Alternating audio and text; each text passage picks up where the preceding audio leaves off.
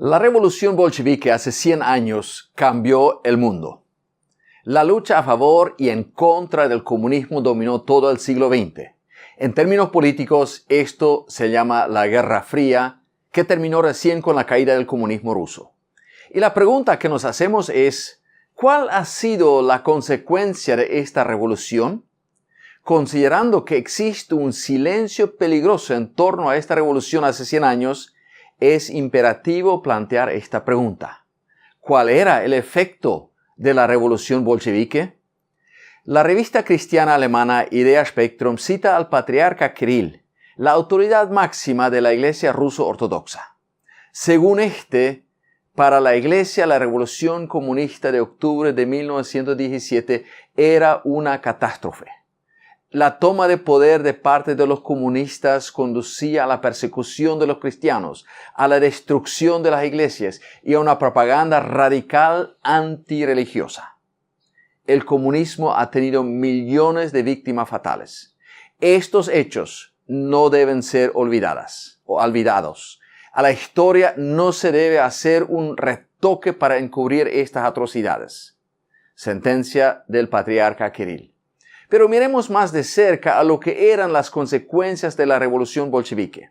En términos económicos, la Ucrania era el centro de producción agrícola. Era considerada el granero de Rusia. Ya al inicio de la década de los 20 se dio una hambruna sin igual. Al menos 5 millones de personas murieron durante esta hambruna.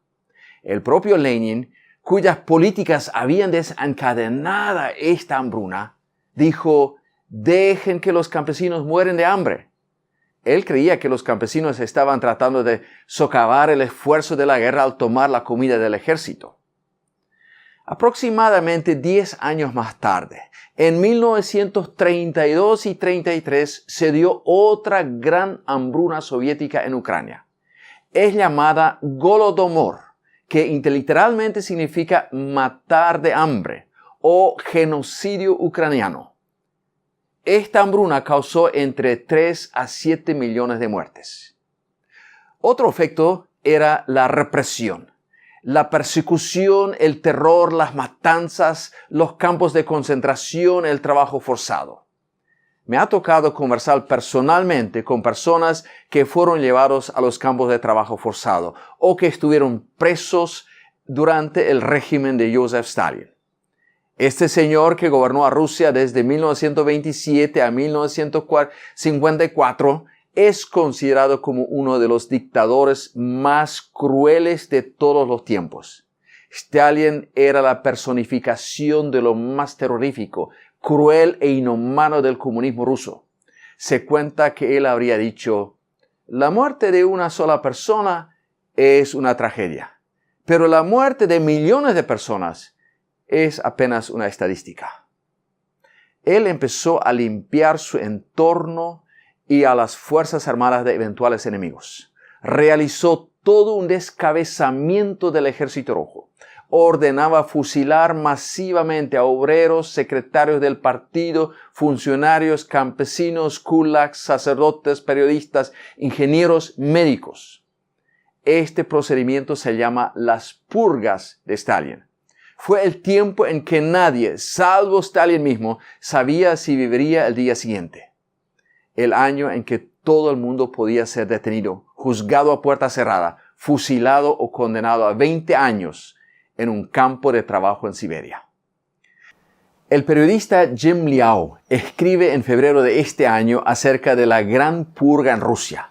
Se refiere al periodo de persecución política en Rusia por Stalin entre 1936 a 1938.